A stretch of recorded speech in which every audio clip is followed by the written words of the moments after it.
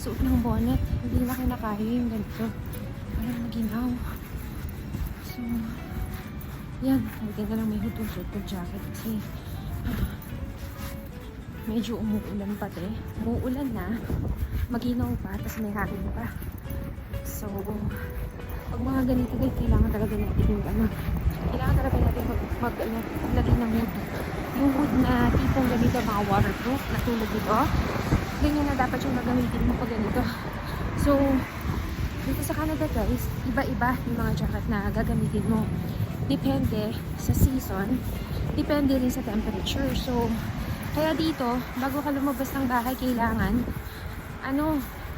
i-check mo muna yung temperature, yung forecast, para alam mo kung anong pormahan mo for that day. Hindi pwede yung hindi pwede yung parang sa atin, diyan sa Pilipinas, na paglalabas ka, parang gulatan na lang. So, kung uulan, edi umulan, mabasa na ako, mabasa. Good luck na lang sa'yo kung lagi ka talaga nagdadala ng payong, di ba? So, dito sa Canada guys, hindi pwede yung ganun.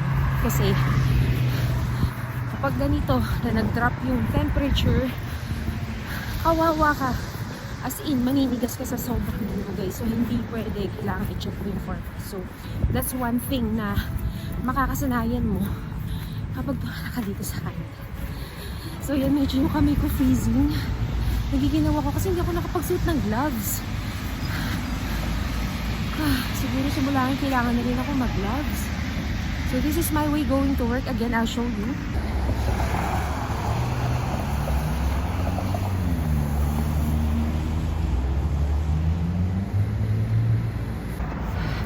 Ganitong mga weather, kailangan ang sarap magstay sa bed.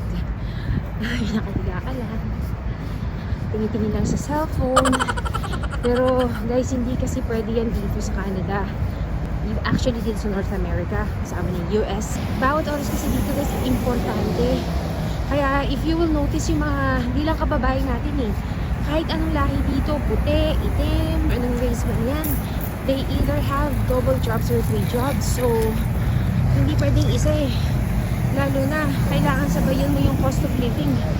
So, guys, ganito iba ko muna yung camera kasi yung kamay ko, freezing na ang ginaw.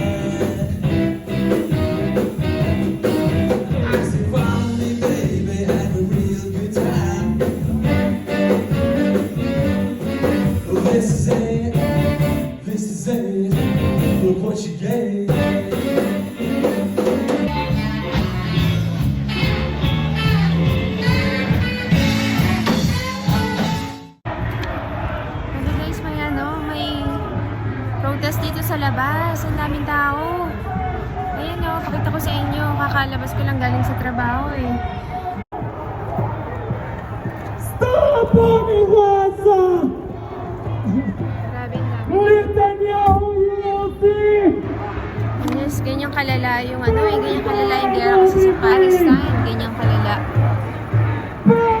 Ayan ang dami. Tingnan nyo guys, so ganyang kadami yung mga immigrants natin na sumusuporta. I should say sila yun talaga siguro mga Palestine, mga taga-Palestine yung mga halos natin nandyan. So ganyan ka-diverse, tingnan nyo guys ang population ng Canada. So grabe, ang dami nila. Tingnan nyo, pakita ko ulit.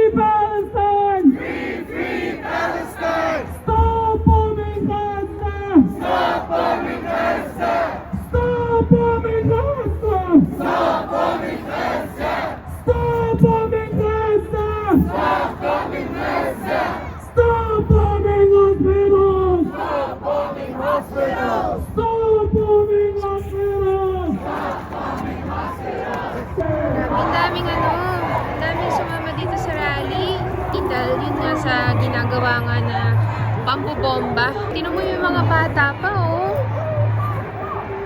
Grabe, nakakawa itong mga batang to. May mga bata pa. Dami.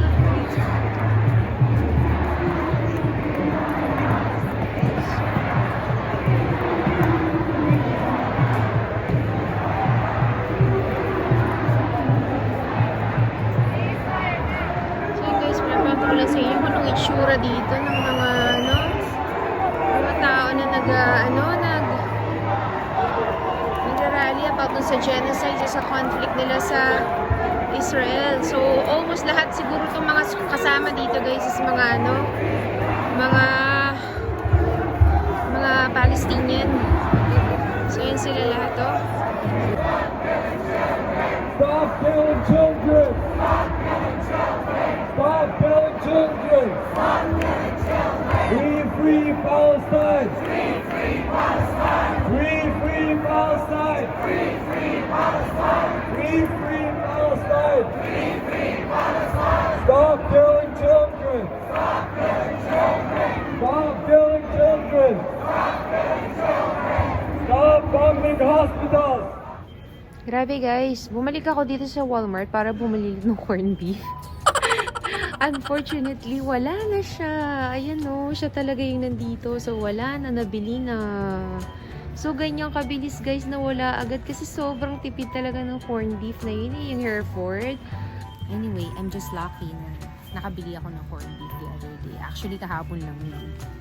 Dapat pala, 2 kahon na yung pinili ko. Unfortunately, isa lang yung binili ko. So, yun ang ganyan. Naubos na. So, bumili ako dito sa Walmart ulit. Wala na. So, kaya ako napunta dito ulit para bumili. Kaso wala na. Ubos na. So, feeling ko, nabalitaan na rin ng mga feeling ko mga Pilipino rin bumili na. Pero I'm just really glad. Nakabili ako ng 2. At least meron akong ipapadala sa Pilipinas. Yun nga lang. Wala na ngayon. It's not so bad.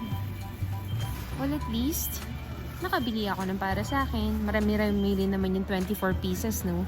Since, palapit na yung winter at saka fall ngayon, sobrang lamig na, makikita nyo yung mga binibenta dito is mga jacket. So, yung gaganda ng jacket na yan, no? So, yung mga jacket na to, guys, mga mga pang fall lang. Yung mga ganito. Yung mga puffer, actually tawag dito mga puffer jacket, eh. So, pang fall lang to, hindi to pang mga negative na na temperature. So kung mga tipong mga 5 degrees lang or 0 degrees, okay pa yan. Yung mga ganyang maninipis. Pero kapag nag-winter na, hindi nakakayanin yan. Kailangan, ang gamitin mo ng mga winter jacket dito is yung mga tipong kaya yung mga negative 35. Kasi, alam mo naman dito sa Canada guys, umaabot ng naranasan ko negative 45. As in, sobrang ginaw nun. So, kung ang jacket mo, ganyan lang kanipis, hindi kakayanin. Kaya nga, di ba, like what I said the other day, ang pormahan mo dito sa Canada, depende talaga sa season at depende rin sa temperature. Yan, oh, Sandy baby. Oh, di ba? Ang cute! So, ganun din guys sa jacket at saka sa boots. Merong pang fall, merong pang winter, merong pang spring. Siguro yung mga gamit na pang fall, pwede pang gamitin sa spring. Pero yung pang winter, kailangan talaga makapal. Atong boots na to, pang winter, pwede siya for negative 25 degrees Celsius. So hanggang 25 degrees Celsius sa lamig, magagamit mo siya. So hindi maninigas ang paa mo pag ganyan. Okay yan. Okay yung ganyan. Ito naman, negative 30. Itong boost na to, ibig sabihin, pwede mo siyang gamitin kapag negative 30 na yung lamig. Kaso nga lang, hindi siya ganun kataas. Kailangan kasi, pag winter, medyo mataas yung boots na gagamitin mo kasi may snow. So, yan.